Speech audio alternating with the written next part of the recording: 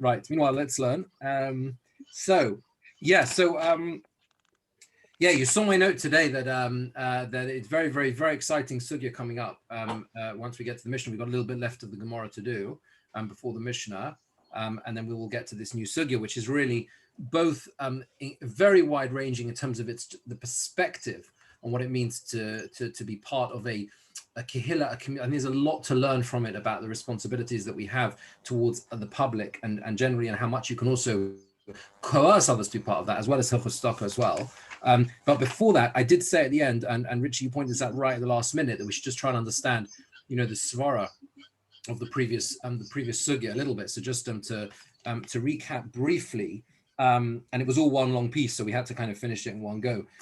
Basically, this psak of Rav Chama, where we had a situation when you had two brothers who divided equally. Well, it's seemingly not equally. One took the country house in its big estate, and the other one took the gardens, basically. And then the one who took the gardens decides to build a wall, if you remember, facing the other one's property. It's not clear exactly. We said that Rashi seems to learn he takes away the light. Tosfos seems to be that it blocks the view so that he can't see into his fields on the other side of the gardens. Whatever it is, there's clearly something that he's depriving him of something in terms of the visuals or the light from the house. And he paskened that he's allowed to say, but I'm building in my own property, there's nothing you can do about it. And that was what we found surprising, because how is he allowed to do that? And the Gemora went through various aspects of this and basically came up with the fact that obviously the situation is that there was a payment, there was an exchange made to make it equal, right? If you take the gardens and one takes the house, clearly the one who's taking the house is going to be paying the other guy, right, for the right to take what's worth more. But the Gemara says all he paid for was the bricks and mortar, basically, and there was no agreement. There was no agreement about the view or about the light. And then the Gemara asked on that. Hold on a second. It's a totally different deal than the one he paid for, right? The guy who takes the house, because he wanted a regular property. He didn't want a dark room, right? And the Gemara has to say effectively that what we are dealing with is where it's still got the same it's still got the name it had originally. It's got the same, it's still called a house, basically, and therefore that's why he has to accept it. And then the final argument was, why can't he say, well, I simply want to live in the same way that our ancestors lived, that they lived in a certain way and they were happy with living in that way. So why can't I would like to carry on in the same vein? Why can't I have that right that they had? And the answer to that was that this is a specific rule when it comes to dividing property, that you don't have the rights that your ancestors had in this manner. And that's a right you don't own that right. That's how Nahardor paskin. Rav Chama is from Nahardor, so he followed their psak. There was a dissenting view, which is the view of Rav, but that's how Rav Chama paskind. Tosfos actually says there, we didn't see this last time, but Tosfos says that the svara here is based on Shmuel paskins like Rabbi Akiva. Rabbi Akiva says later on in HaMoicher Sabayis that we say moicha ba'ayin yofe moicha, that when you sell something, you sell it with an ayin yofe. You sell it, you assume to have sold it in a positive way. You're giving away more, effectively, if we have a doubt as to what exactly you're selling. And therefore, the assumption is we treat these two brothers dividing the land as if they're selling something. And when you sell something, it's assumed that you give it away in a good way, in a nice way. And therefore, that is why that there are no rights of way or anything like that. Because when you sell something, you're assumed to give them the better deal. That's mocha ba'ayin yofe mocha. So let's just try and understand. So what are we struggling here with? The svara. What's the issue? What are people? Richie, what do you think? Because what's the, what is difficult here? Why the guy loses out, or anyone can just sort of, well?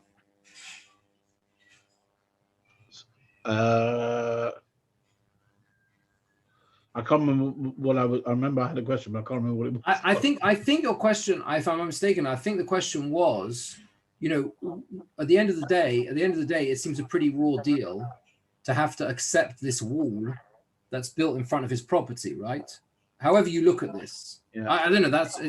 Am I missing? I think that was the issue. I don't know whether there's, because that's the final word, right? He's got to accept it, basically. I mean, we're going through all the reasons why he has to accept it, but he's still got to accept it. Yeah. And I think that's what we're struggling with a little bit. I don't know if anyone has any thoughts on this. Didn't we end off last week talking about that there were different values paid because of the fact that he was getting a mansion, he was getting a field? Yes. And that all of this was kind of taken into consideration in the apportionment.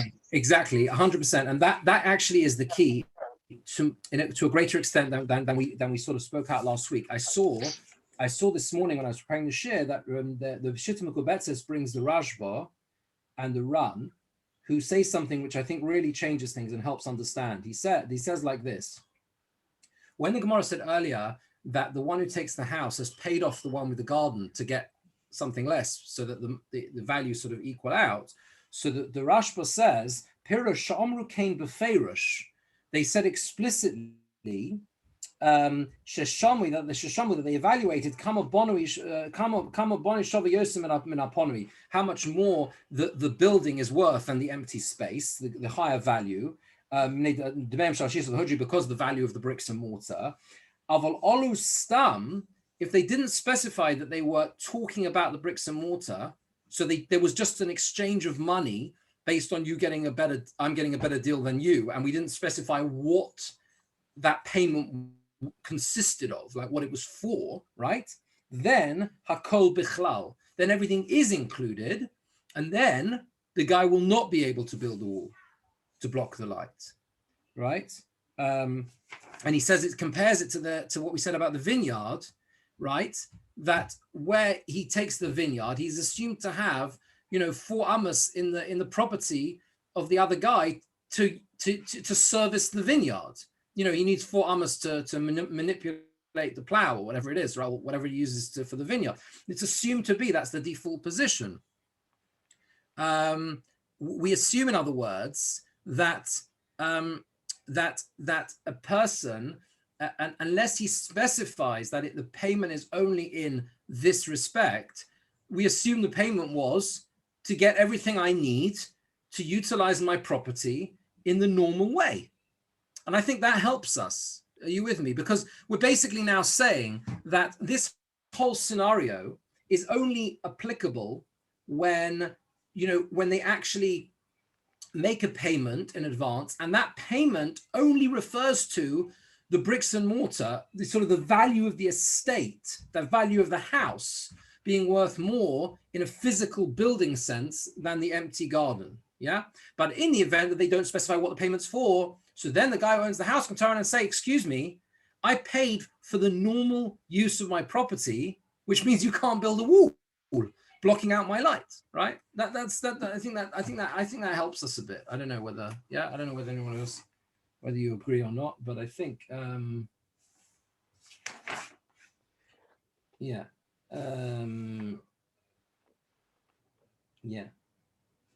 Anyway, so there we are. Well, hopefully that provides a little bit more. There's obviously more to this, and then more to this, and more the permutation of this. But I think we should move on. So, is that all right? Yes, we're okay. Hahushtara. We're up to the 2 dots. 1, 2, 3, 4, 5, 6, 7 lines down. Hahushtara the Yasme.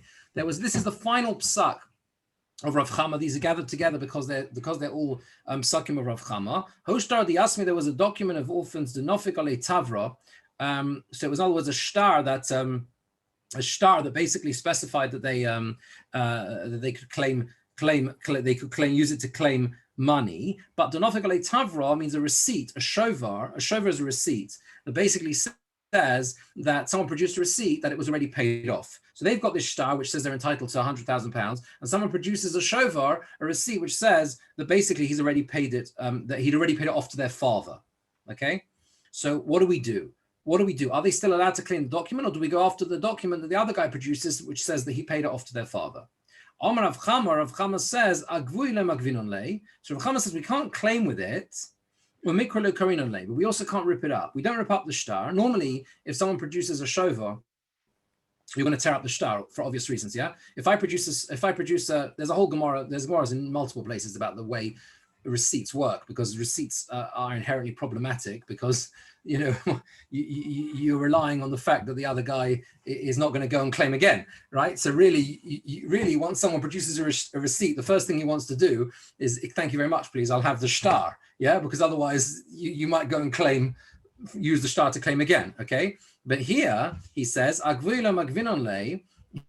don't use it to claim. We also don't rip it up. We don't rip it. We don't claim with it because there's a shova, there's a receipt, right? So we can't claim with it, because at the end of the day, there's a receipt which says it's been paid. But we also don't rip it up. The chigodli yasmi, because when the orphans grow up, dilno maisuraya umarile. So we're assuming this scenario seems to be where they're children or whatever. Dilno maisuraya marile. They might bring a proof when they grow up that it hasn't been paid, and they will prove that the receipt that the guy has that he's paid is actually a false document. And if we tear up the shtar now, that prevents them ever having the opportunity to do that in the future. And we don't want to do that. We don't want to do that, right? So Rashi is two very short Rashi's on this. Tavra shova sheporola avim, that's a receipt that was paid off to their father. Umari leila shova shenei de sheker. They might disprove the shova, the receipt. They say shenei de sheker. They'll say there were false witnesses on it or whatever. And that's Rav Chama's psak. So we keep it on ice, if you like. Amalei Ravina, the son of Rabba, said to Ravina, what's the halacha? So now he's not just going on this case, he's going on all the cases that we had before. We've had, I think, we had the case of the people, the guy upstairs and the guy downstairs where the roof was sinking, if you remember, where Rav Chama paskened that he's allowed to tell him, I'm not moving out. That was case number one. Case number two was where you had the wall where he's building a wall opposite the windows, and he wants to basically force the other guy to move his windows somewhere else, and he even offers to knock down the whole house, remember, because he's so desperate to have his wall there. And we paskened that Rav Chama paskened, no, he's allowed to say, excuse me, I don't want the hassle of moving out of my house. Yeah, that was case number two. And then we got this third case. We had the third case, which we were just discussing about the garden and the mansion. And then this fourth case about the shtar. So that's the setup of the sugya. And he's asking, what's the halacha in all these cases? Ravina says in all of them, Hilchos Rav Chama. Yeah, you have to remember Ravina and Rav Ashi are the end of the Amoraim. Okay, so it's the end of the sugya. We're reflecting back on these are basically the sof hora, the end of the in terms of the way the Gemora works. Ravina and Rav Ashi are the last generation almost. Amalei said to him, "B'kulu Hilchos Rav Chama." So he said to him, all of them are Hilchos Rav Chama lebar mitavra, except for the case of the shovar. On that, we don't paskin like Rav Chama, this last case, that tzadi b'shikri lo machzekinon, because we do not assume that witnesses are false witnesses. Very fundamental point. Rav Chama's psak, according to Ravina, is based on a very, very damaging premise. It's based on a premise that you always have a certain suspicion in your head, yeah, that Eidim are false. That's very dangerous.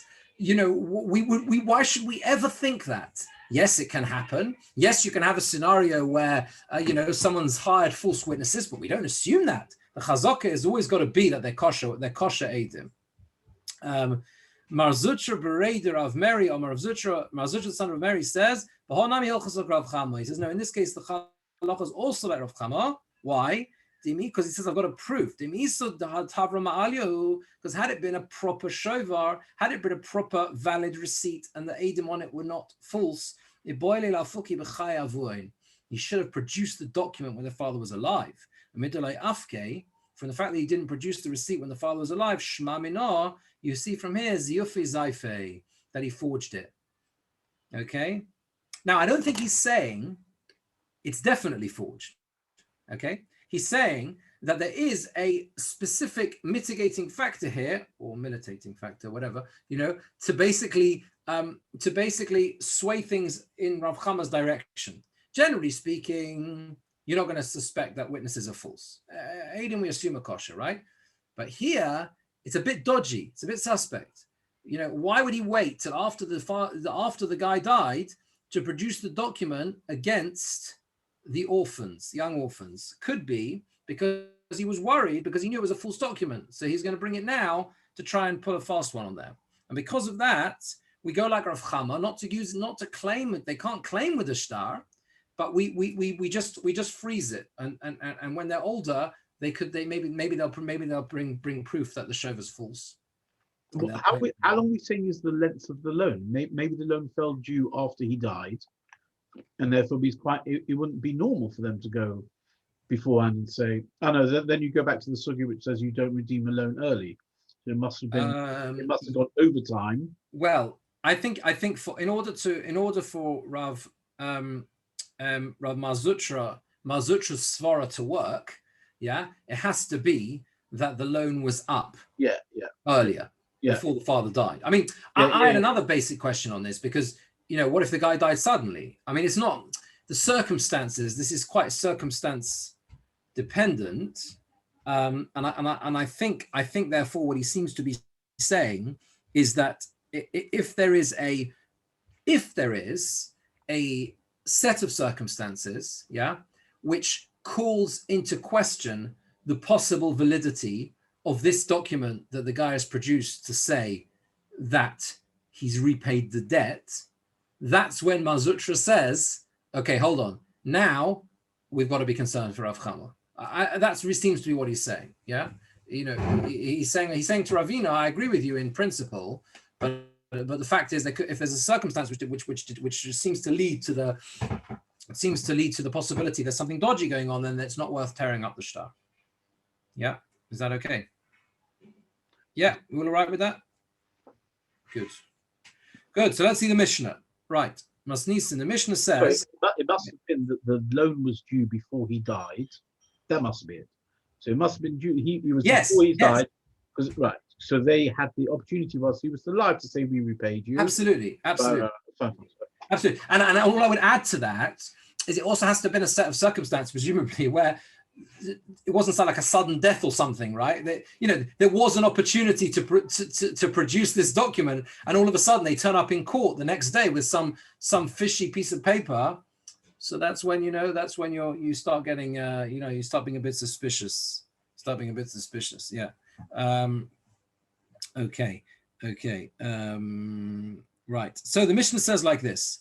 Now we did bring this Mishnah before. Actually, we brought it on the very first sugya, when we were talking about Hezek Re'iyah, because we brought it, this is now talking about how you can, about building a base shar.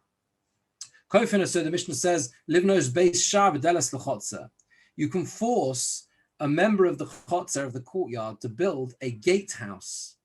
Okay, this is about someone who doesn't want to help pay for things, he doesn't want to pay his way, but you can force him, he doesn't want to participate in the necessary communal endeavors that the place needs, but they can force him to build a base shar, a gatehouse, v'deles l'chotzer, and a door for the courtyard, and that's why we brought it earlier, because this seems to be a big proof, says the Gemora, right? The Gemora said earlier, Hezek Re'iyah, and we answered no, because it's Hezek Derabim, because the public are looking in. That's a different story. Everyone agrees it's Hezek Re'iyah. That's what we brought it for earlier. Anyway, you can force him to participate in building the Beis Shar and the Deles L'chotzer, door for the Chotzer. Rabbi Shimon says, Lo kol hachatzeros ru'os leBeis Shar. He says, not all chatzeros are fitting for a Beis Shar. In other words, you have chatzeros which are, we'll see in the Gemara, there are certain chatzeros where it's appropriate to build a gatehouse for the guard to sit in, and in others it's not. And the Gemara then moves from this into a similar case, but on a wider scale. You can force someone to participate in building for the city a wall, and doors of riach, and a cross bolt to shut the city gates at night.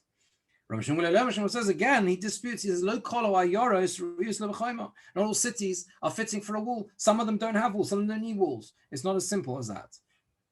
And then the Gemara defines what is the definition of a citizen in a city? How long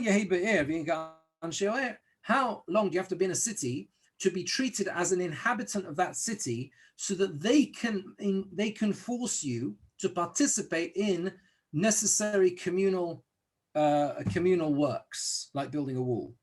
Yud Beis Chodesh, 12 months, says the Mishnah. But if he acquires a house, a Beis Dira, inside the house, you buy a property in the city, then you become part of the city immediately. Then you become immediately part of the city, right? So you can immediately see how this Mishnah can have massive and wide-ranging ramifications, right? In terms of what is the nature of what you can force, if you like, someone to participate in a building project, in a project that's necessary for the whole community. That can be in a chotzer, the first half of the Mishnah, or it can be indeed in a whole city. How much do citizens have to participate in these projects? Let's see Rashi. Rashi's kofin says ben chotzer. Sheina wrote to say ben chotzer. Somebody who lives in the courtyard, somebody doesn't want to support the other people in the chotzer. You can force him live noslahen beis shar to build a gatehouse lios shomer pesach yoshev shom, for the person who is guarding the entranceway to dwell there, but sail in shade. And his job is to distance people in the street from looking into the chotzer. The deles and a door to guard, to close the gate, some major door or gate or whatever. And Rav Shmuel says, the Gemara is going to explain which chotzer is considered to be ru'uya, is considered to be fitting for a base shah. How long does he have to be in the city to bear the burden together with them, to bear that yoke together with them, participating in it, right? Okay, fine. Any questions on the Mishnah? We're all okay. The Mishnah doesn't make a distinction in the first case between a resident of a tenant and an owner of say one of the flats, does it? Whereas in the second case, he says this only applies to a citizen.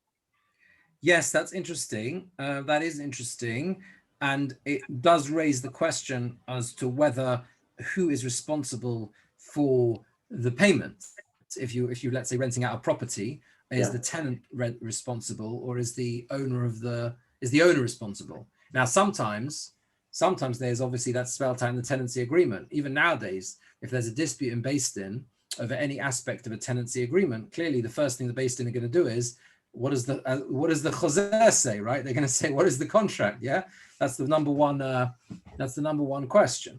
The Mishnah doesn't specify here. The default seems to be that it's just someone who owns a house in the chotzer and he's got to participate, right? In building. The difference with the second half of the Mishnah is that you can have someone who may not own a property in the city, but is living there for whatever reason. You know, he might be living with someone else, might be renting, might be borrowing, whatever it is. Ultimately, at after a certain period of time, he can no longer claim it's not reasonable for him to say, I'm going to continue taking public funds without paying my way. Yeah. And that's why I said, that's why this is such a relevant question beyond the question of the specific case of building all around a city. And that's indeed how the Rishonim take it. And we'll have a chance to see, they talk about, who participates in things like when there's a need to, hire a chazan for a shul, for a kehillah, buy a sefer Torah, whatever it is, in cases of communal projects, who is required to participate in all those projects? So the Mishnah is not just talking about the gatehouse; it's talking about anything that the kehillah needs. That's right, or at least the Mishnah is talking about a specific case, but the Gemora, I think, is going to broaden it, and certainly, and although the Gemora initially will be focused, obviously, on this particular set of circumstances, but as far as I know, what we hopefully will be able to see is how we can take it further than that, and how I think the Rishonim take it further than that, right? Yeah. So the Mishnah is talking about a particular case, right? Talking about the Mishnah is talking about protection, no question, right? But from there we learn. Yeah, because it's also not so simple, because there are two questions here. Number one, who is obligated to pay, and number two, how do you impose payment, right? Is it equal payment?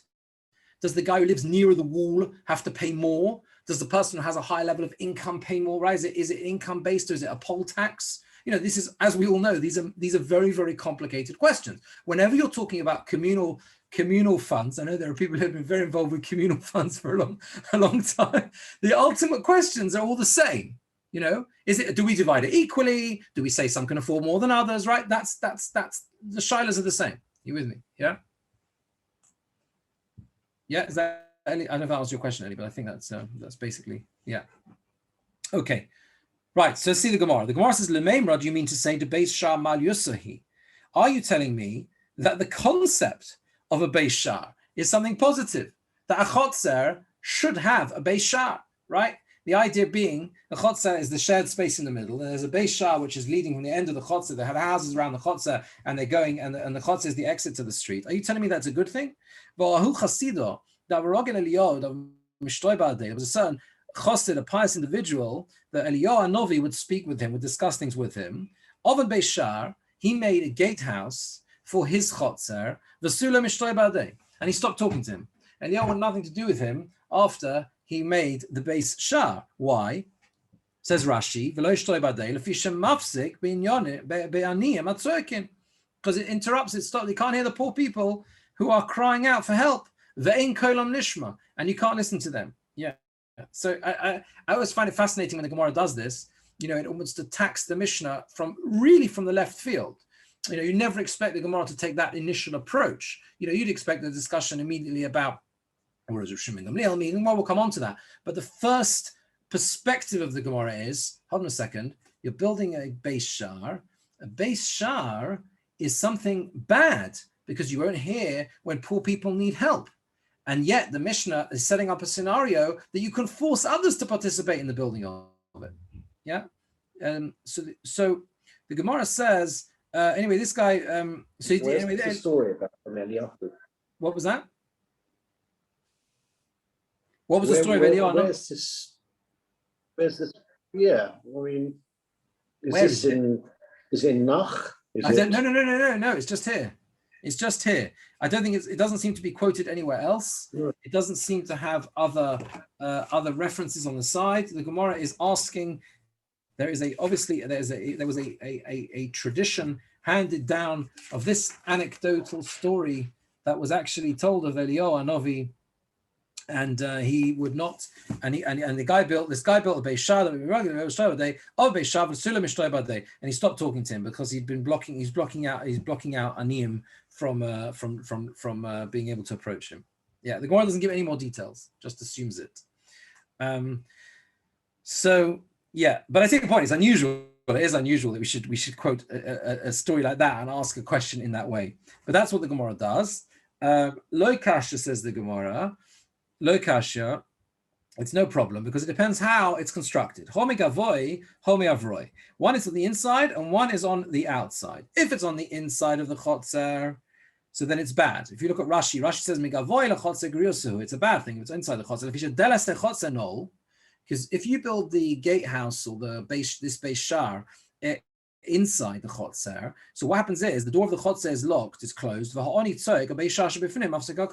guy is standing on the other side of the gate and he's crying out for help, and you can't hear him because of the Beis Shar inside interrupts the sound.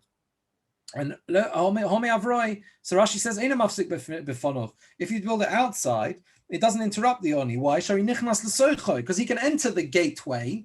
Because Rashi says there's no door, so you can come inside the gatehouse and it doesn't block the sound, right? It doesn't block the sound. Doesn't block the sound. By the way, I also think there's another point here as well. When you learn, to me, it always seems that the Gemara is always slipping in sort of a default, almost like by default, perspectives, like hashkafa perspectives in Gemaras, which are ostensibly only halachic, right? So the Gemara has a problem here with the whole notion of the Mishnah being set up around the construction of a Beis Shar, which seems to be something almost designed to keep out those who need help. You with me? That's really what the problem is. It's a bit like the first Mishnah in Shabbos. I'm sure I'm not the first one to have thought of this, right? Why is that first Mishnah in Shabbos set up with the Oni and the Balabayas? You could have told me exactly the same scenario with no Oni and Balabayas, but someone who's just come to get some food from your house. Because it's telling you, that's what your house should be used for. It's not by chance, it's that the setup is in that way. It's a perspective on life, right? It's all part of the same. Yeah. Anyway, that's the first one. What was that? It's very similar to our shul, to the shul, whether or not we let the collectors come round. Yeah, in non-COVID times. Yeah. Yeah. That's right. Jeremy, I find it quite disconcerting that your granddaughter is talking at such a young age and such brilliance. I don't know if it's. I'm not my granddaughter, in the famous words of the lawyer. She's definitely better looking than you. Yeah. Mary did that. Right. So there we are. Anyway, the Gemara says, "Viboy same." Alternatively, you can say, "Hava me avroi." Both of them are outside. The gate with the case in both cases is where the gate is outside. V'lo kash is no contradiction. Hod is no problem. Hod is deles or deles deles. One is where there is a door, and one is where there is no door. Okay. So in other words, there is a gatehouse in both cases. Where is it a problem? It's only a problem where there is a door there, so the Oni can't come in. But if there's no door there, the Oni can walk in through the door. I mean, not the door into the chotzer, but the door into the gatehouse, and he can be heard. Then it's not a problem. Alternatively, you can say havaha deis le deles. Both cases are where it has a door. V'lo kasha, and there's no problem. One is where it has a key, and one is where it doesn't have a key.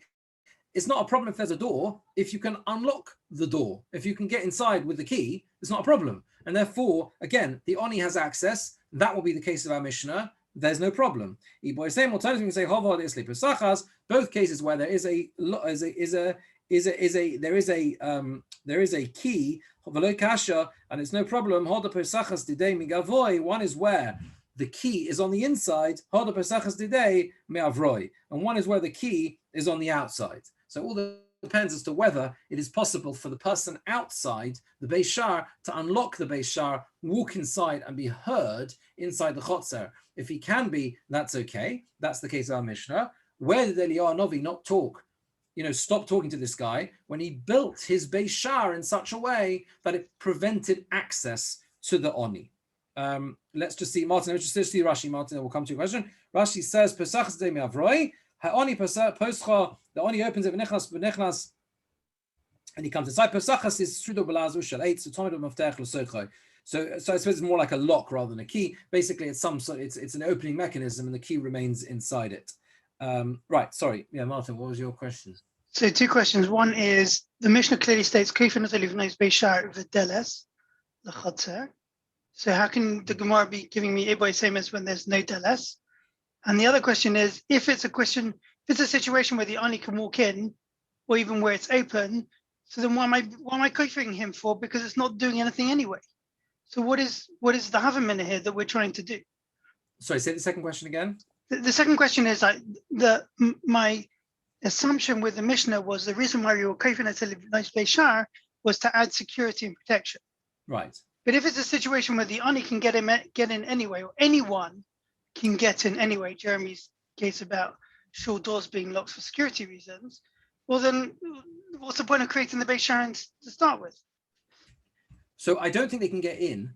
They can just get in to the door, and that will answer your first question as well, because the Rashi says on the Mishnah, "Deles is l'shar hechotzer l'noyalo." Everyone understands that the chotzer needs a door. Right, that's not up for debate. Everyone understands you need to lock your door of the chotzer at night. Right, they keep, you might have an expensive oven in the chotzer, like we said, they used it as another part of the house. That's not up to, no one's expecting you not to have that. The issue of the Beis Shar is it's something external to the chotzer, to the door of the chotzer, which is designed to really keep people far away entirely, make the whole thing into like a fortress, and that's a problem if it blocks complete entrance even to that space. So there's two. You know what I'm saying? There's two things here. In other words, when we discuss the door, we mean the door to the base shar. Yeah. Okay. So in my mind, what I imagine the base shar to be is like in a situation that we had in a Reuven where you've got all these choteros joined together. The choteros might, and then it's like a gated community. You have like these gates from the main road that stops anyone coming down the private road into everyone's choter and everyone's property. So that to me, the base shar is that gate, right? Going from the public road into like a private road, stopping anyone coming anywhere near the properties that it's closing off. Here, I don't think it's so much in terms of the roads. I think here it seems to be more, and I think you have cases like this in Erevin as well, where you have the road, whether it's Shus Rabim, whatever it is, directly outside the chotzer. So there is a chotzer there, and then there's the door to the chotzer. There's a gate to the chotzer, and then they're building this other structure for the guard external to that, and that's like on the pavement or next to the pavement, right? And the question is, what we're basically saying is that's fine as long as it doesn't block entrance for petitioners at the gate, because if it does, then that is not a Jewish base shar, and it's not an attitude which we consider to be a positive one. So private roads are okay, basically, but if you prevent access up them for anyone who wants to come and knock on the door, it's a problem. It's a problem. Yeah. It's difficult in a way because of course you could say but security and we've got to that comes first and everything else, but we'll see the responsibility. What about a block of flats where you have to buzz to come in? Then would that be the same? No, again, I think we're talking about access. Right. Yeah, we're talking about access. We're talking about the problem. The problem of the story really on Novi was when there's a whole thing, by the way. I can't remember how it goes, but whenever the Gemora talks about who chosid, there's a lot about who is this chosid. It's a number of places about who chosid. It talks about who this individual, who this was. I have a feeling somewhere it talks about maybe it was always the same person. I can't recall. But whatever. The point is there's a negative aspect to someone who creates a situation where it prevents anyone who is needy coming close. That's the problem. Being able to buzz would presumably solve the problem. Okay. So the Bach leaves out the bracketed phrase because not the bracketed phrase. Sorry, the protection between the two dots. A quote from the Mishnah. The Bach isn't happy with that because I think it is we're not going on that. We're going on Shimon Gamliel. So really, the quote here should be not about building the Beis Shar and the Deles, but it should be Shimon Gamliel. Shimon Gamliel says, "Lo kol hachatzeres u'eres leBeis Shar." The Brisa expands, on what that is. Tanya, the Brisa says, Shimon Gamliel says, "Lo kol hachatzeres u'eres leBeis Shar." Not all courtyards are suitable for a base shar, for a gatehouse, or gateway. A courtyard which is close to a public thoroughfare is fitting for a gatehouse. One which is not close to a Rishus Rabim is not suitable for a base shar. So Rishon Gamliel says, hold on a second, you're talking about forcing every member of the chotzer to pay for something. And he says, hold on a second, it's not a default assumption that every chotzer requires this structure. Only if it's next to the street do you need a guard. So the obvious question is, if that's the case, what do the Rabbanon hold? It says the Gemara, Rabbanon, and the Rabbanon holds zin in the doki b'nei Rishus Rabim v'aylu v'osu. Sometimes, he says, Rabbanon say that sometimes the people in the street, they push their way in. They push their way in, even if it is not close to the it's not close to the street. Even if it's a chosser, it's not close to the street, they can sometimes force their way in, and therefore it makes sense to build one. So there's only one Rashi here. She'eno smucha. Shemshucha lahalon. Rashi says Meshus Rabim. It's further away from the street. Further away from the street. I just wanted to check something. Let me just check something here a second. So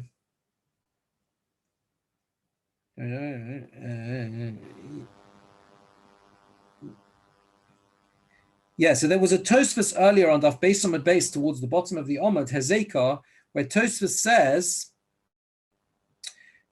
we've now established, basically, we've established now that we're talking about a chotzer which is not close to Reshus Rabim. Yeah, that's the case in the Mishnah, right? That's why you can have a machlokas between Shmuel and the Rabbanon. The chotzer is not close to Reshus Rabim, and Shmuel says that's why you can't force him, right? Or at least there are cases when you can't force him. And the Rabbanon say no, you can force in every case because there's always a risk that the Bnei Reshus Rabim can get in. Yeah, that's what the conclusion of the Gemora is. So if so. So if so, why does the Gemara earlier say there's this hezeka de Rabbim, the damage of the public? The answer is because, like the Rabbans say here, they can still push their way in. Tosfos adds there that even though Reb Shimon Gamliel does not hold of this idea of the public being able to push their way in, he's not worried about that. He still agrees that they can see in, and that's why he is only disputing a base shar and not a delis.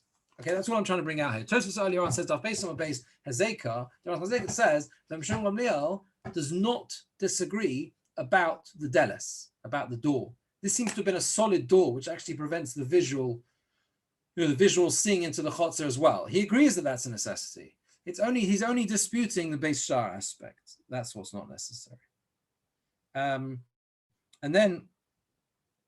then Kofan Soy Livnos Le'ir V'chulu. The next bit of the Gemara was the Mishnah was you forced to build for a city. What are you forced to build for the city? The wall and the doors and the bolts. So the Gemara says Tanya, again, we leave out the brackets. Tanya Shmuel says, Lo kol ayoros ru'yos l'choma. Again, we're going to expand on what Shmuel holds. He says, not all cities are ru'yos l'choma, are suitable for a wall. A city close to the border requires a wall. And one which is not close to the wall, to the border, it doesn't require a wall. Rabbanon, the Rabbanon say no. Zimni de mikru v'osi gaisa. Sometimes you can have bandits that get their way, that make their way in, and therefore there's always a concern. It makes no difference, says the Rabbanon, as to whether or not the city is close to the border or not. All cities need a wall because maybe these bandits can get their way in any situation. Right, fine. So that's again the debate there. Any questions? We're okay.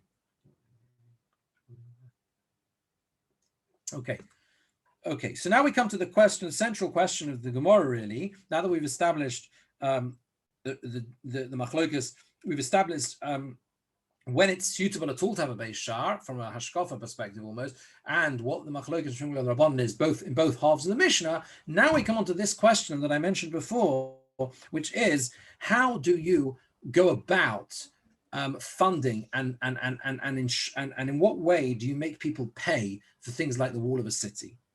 Rabbi Elazar asked the following question from Rabbi Yochanan: Kishahin govin, when they claim lafina fashos govin, do they claim based on the number of people? So basically, it's a poll tax. However many people, everyone pays the same.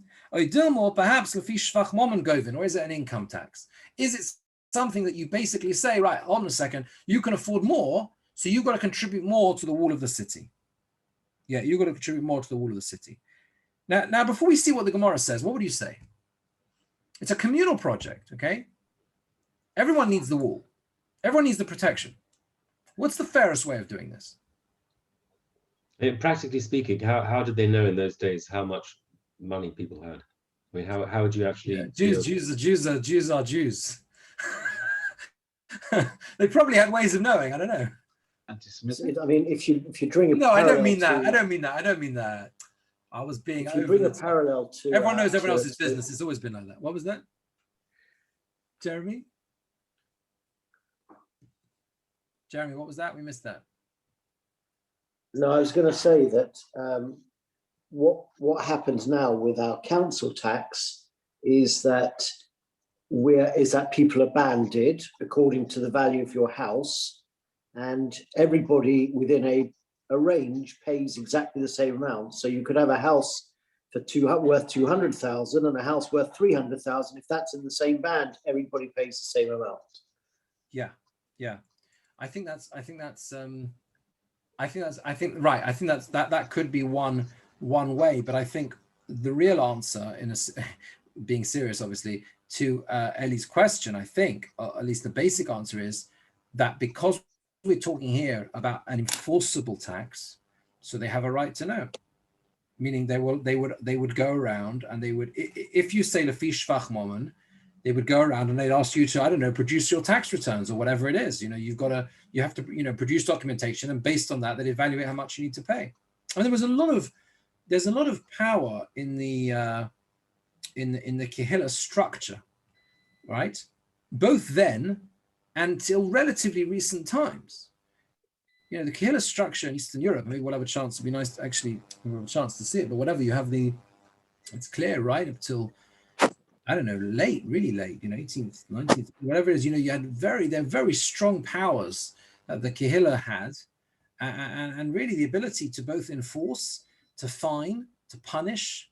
There are certain shuls, I think, still nowadays where they have the shackles, relics of the shackles outside the shul. No, where they would lock people up who didn't do the right thing. I think in Germany in Prague they have that. Today, even in Germany today, I think they tax basically the Kehillah, but it's through the federal government. But I think there is some sort of. I didn't know that it still existed in Germany, but I did read a fascinating article recently about Austria. Or maybe or a European country. Austria is illegal. I think it's a legal thing in Austria. They have to all belong to the. There is a central. I think what they called it. This was all a major issue around time of Shimshon von Hirsch. They have the Großgemeinde or whatever it is. They have this cross-communal organization, and have it to this day in Austria. It's fascinating. Everyone is part of it, from the liberal reform to the Haredim in Vienna. They're all part of the same organization by law, and that's how their funding works. Yeah, I think. Surely the fairest would be to have, just going back to your question, would be to have an element which is per person and an element which is based on wealth. Because there are two aspects to it. Yeah, a combination. Yeah, exactly. Yeah, that exact right. Okay, so that's what we have to see. We'll have to see whether there is the ability of having a mechanism to, it's almost like a variable. In other words, what you're saying is, clearly, everyone needs the protection, and therefore everyone should be participating in some way. But at the same time, there should be recognition that it's not fair to you think of your Fiddler on the Roof model, and when Tevye is doling out the milk, right? That scene, right? So when he's giving, the guy knocks on at the end and says, he brings his little thing and he wants him to pour a little bit. It's not exactly fair to charge that guy the same as the butcher. What is his name? Laser, what's it called? You know what I mean? Yeah. So this is how it is. Okay. So let's see what the Gemara says. So when they claim first Govin, Amalei said to him, Rabbi Yechon said back to Rabbi Loza, Lefi Momon Govin, you claim based on income, the Elazar Bani and Elazar my son, Kova Bo Misamros. He says to him, fix nails into this ruling. That's a very interesting phrase. So if you look at Rashi, Kishen Govim Lachoma Soer, when they claim for the wall of the city, he says to him, Kova Bo Misamros, his Zoyla Dun Kain, be careful to judge in this way. Velo Tozuz Mimeno, do not move from this psak. It's a very, very strong phrase. He's saying to him, Rabbi Yochanan gives this psak, and he says to Elazar, Rabbi Loza, when you paskin, you must follow this. It's essential that you follow this. Ikad Omri. Now others say, Rabbi Loza asked a different question from Rabbi Yochanan. He asked the following question: Kashin Govin, when they claim the fikir of Batim Hin Govin, do they claim based on proximity of houses to the wall? Okay, those who need greater protection. Or perhaps the Fimomon Govin, or do they claim based on income? So according to this version, there was never a hava mina, right? That you claim based on it's a kind of poll tax thing, right? Everyone pays equally. That was never the question. The only question was, do you have to pay more if you live closer to the wall, or is it only based on the shvachmon and much income you have? And this obviously raises questions in itself, because what about someone who lives close to the city? You have someone who lives close to the wall and has less income. Someone who's further away has more income. What do you do in this type of that type of situation? Amalei said to him anyway. He answered a fikir of batim in govin. According to this version, he says no. The person who is closer to the wall has to pay more. The Elazar b'ni and Elazar my son Kova bo mesamros. Fix nails in this ruling.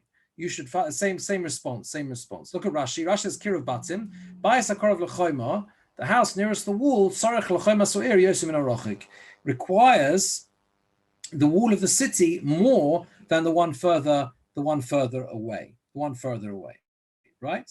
So the big question here is, what we have is two versions of the question. Remember, it's an Ikad Amri. So from the Gemora's perspective, yeah, there are two versions of what happened. It's not that he asked one shaila, you with me, and then he asked another shaila. It's an Ikad Amri, which means we have to first understand the Gemora on, based on each question, understand it track A and understand it track B, but then we have a secondary question ourselves, which is what do we do with it, right? Which one do we go like? Do we go like the first version, which is based on income alone? Do we go like the second version, which is based on proximity to the wall? Or, as Richie suggested before, do we create some hybrid of both psukim? Fascinating. You with me? What do we do with it? So that's what we'll try and we'll begin it this time. We won't be able to finish it. We'll probably have to finish it off next time. But let's just see Tosfos. Tosfos here. I want to show you two Tosfos in here, right? Tosfos Amascha Lefi. You see the third Tosfos from the end, yeah? Lefi Shvach Momen in Govin. So the Tosfos says, given the Ein Bos Sakonas Nefoshos, Lo Yazdinan as Ela Bos Momen. Tosfos throws in a very, very important thing.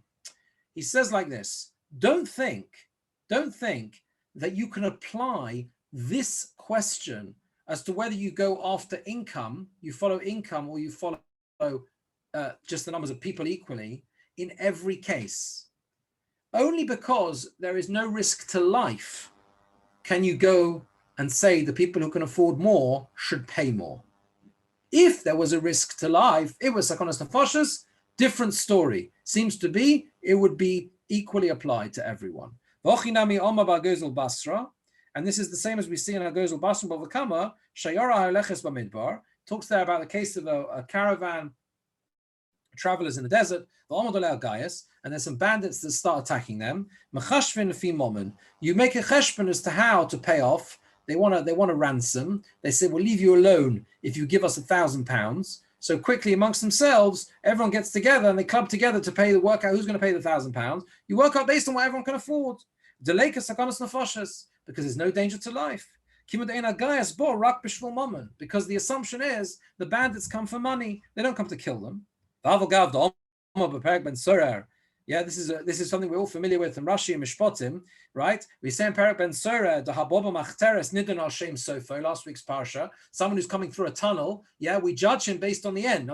Because we know that if the guy stands up, you know the story where he's tunneling into the house, and why is it that he's not punished if he kills him? Because the assumption is that if he would stand up against him, he knows that the owner might defend himself, and if he does so, he knows that he might have to kill him, and therefore Nidon Hashem Sofoi, and that's why he's considered to be Ein Lo Domim, right? It's not the owner, if he kills him, is not considered to be liable for murder because the guy would have killed him, right? That's this whole cheshbon, because a person is assumed not to be able to do just stand by while they take all his stuff away, and therefore he defend himself, and therefore the guy would be assumed to coming to kill him. But even so, we only calculate based on income, given the Hagaya Spiritzona in a Bala Nefashos, because the bandits, if they wanted that from their perspective, they only really want to come to they want to kill anyone. If they don't stand up to them, right, they're not going to hurt them. These robbers want the money. That's what they want. It's assumed that they want the money. They don't want to kill anyone. Therefore, in respect of this, it's not called a danger to life. If robbers, right, stand up against them, and they make a peshara, they make some compromise, they put up the ransom, go over the moment, then they claim the who pays based on the income. Aval, but says Tosfos, heichi the toba midbar. if they get lost in a desert, he says there, then you make a calculation even based on, he says also based on the numbers of people. It seems to be a scenario where they're also lost and they won't find their way out, right? Without the help of these people or whatever it is. And in that case, there is a threat to life. And because there's a threat to life, you have to inject into this the requirement to pay based on the numbers of people. Now, he does use the word af, lefin foshers. Also, I mean, it could be it's a combination of both. So maybe we'll have to see. As I say, we won't get there today, but hopefully if we see maybe Shulchan Aruch, others, try and see and understand how that works. And there's just one more Tosfos I want to show you. Lefi Kirav Batim Hein Govin, the next Tosfos. So you're with me on this Tosfos. The Tosfos is a very straightforward point. The most important thing we take out this Tosfos is that this very broad-ranging question as to whether we charge based on income or based on the numbers of people for something which is a communal necessity is only where it's a question of protecting the resources of the city. Then you go down the line of saying, well, it's about protecting resources. You've got more resources than me, so you should pay more for the wall.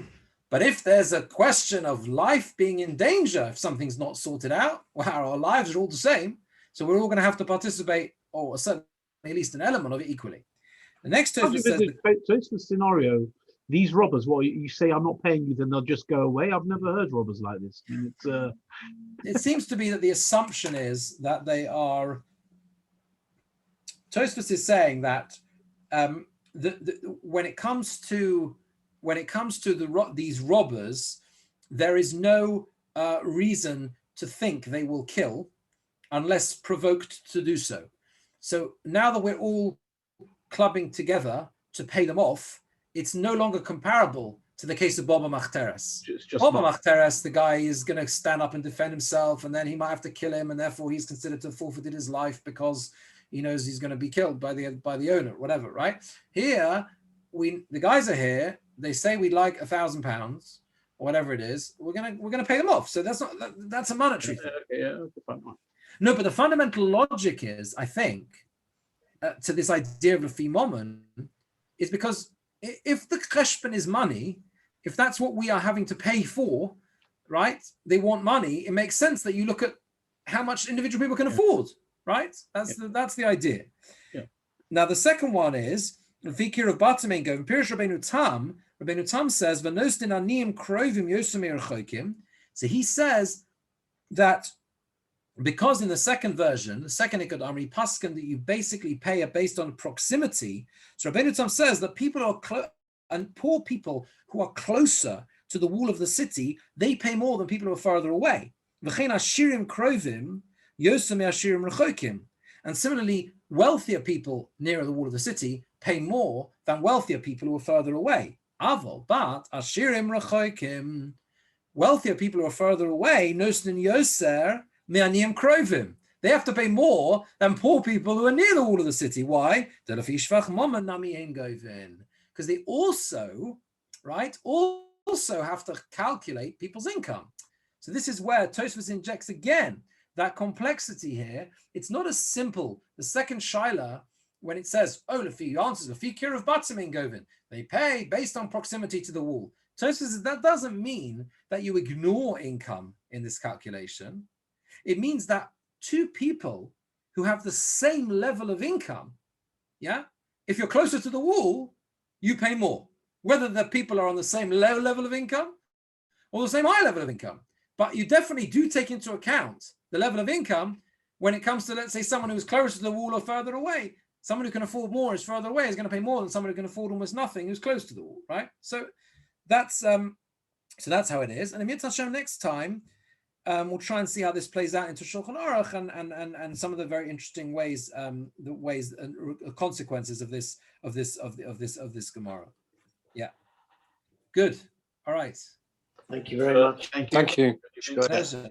Have a good evening. Take care. Have a good day. Mhm.